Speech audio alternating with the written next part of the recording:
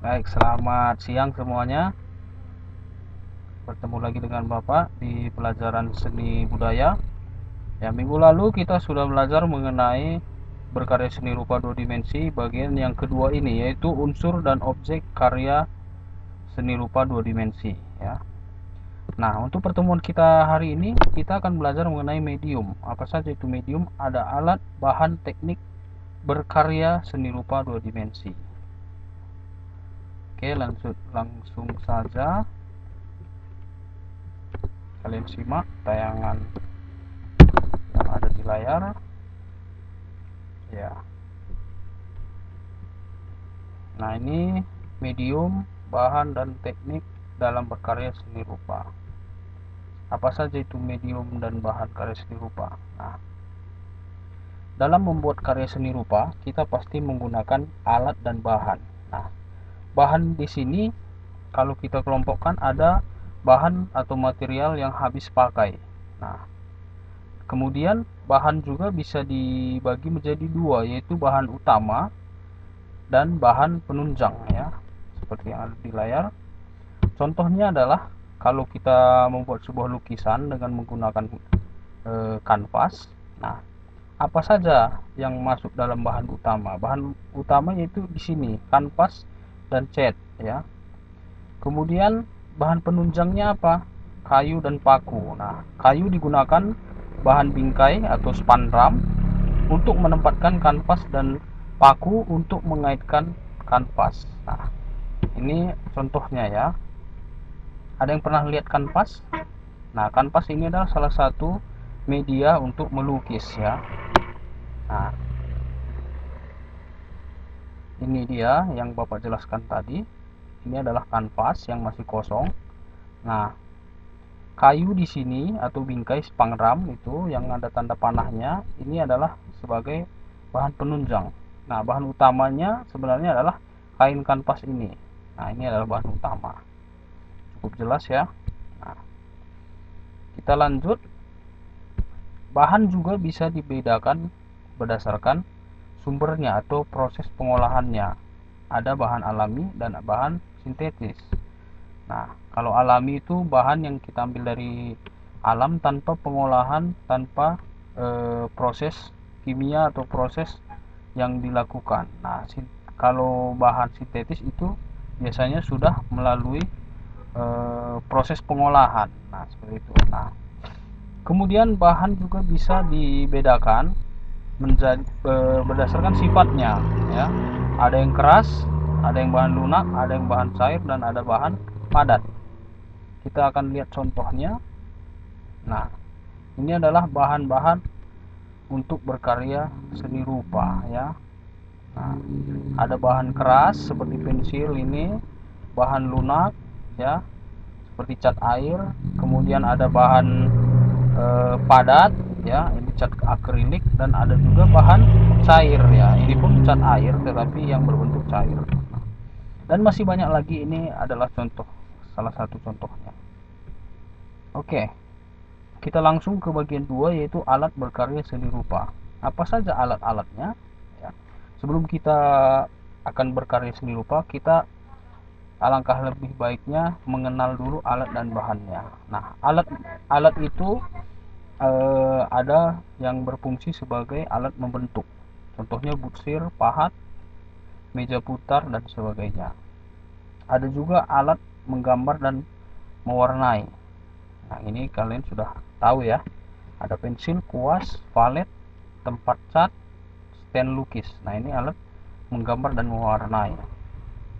Kemudian ada alat mencetak atau menduplikasi, misalnya screen sablon, cetakan kayu, dan seterusnya. Kemudian satu lagi ada alat penunjang.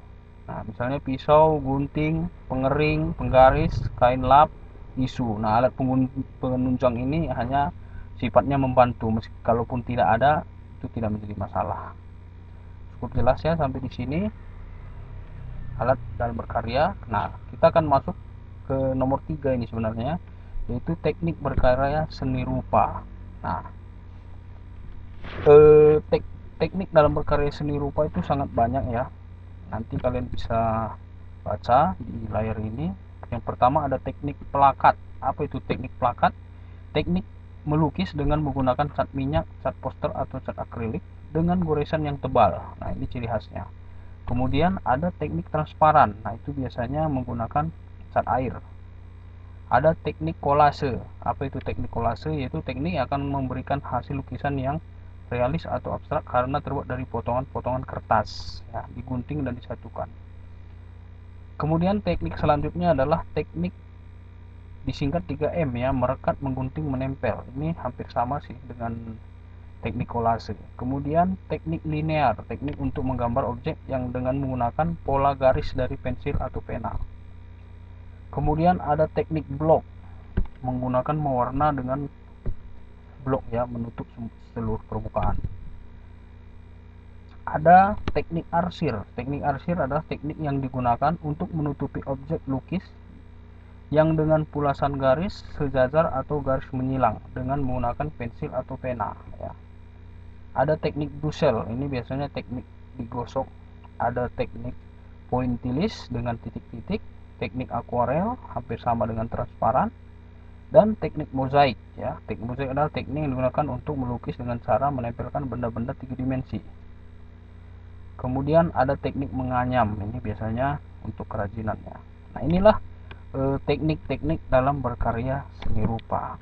Nah, mungkin untuk pertemuan hari ini cukup jelas. Nanti kalian untuk lebih jauh lagi, kalian bisa baca lagi buku paket kalian untuk lebih jelasnya.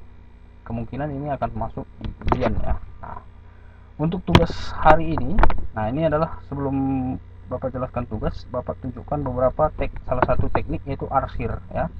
Arsir itu bisa arsirnya tebal, tipis, bisa acak, dan seterusnya.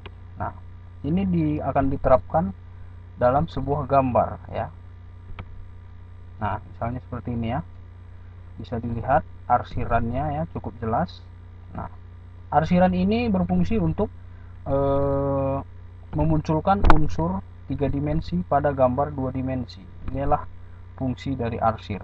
Coba kalian lihat, ya, botolnya hampir terlihat 3 dimensi. Ini didapat karena efek arsir, ya.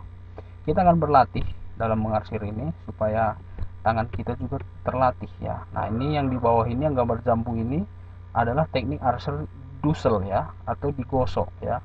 Jadi dia efeknya lebih halus.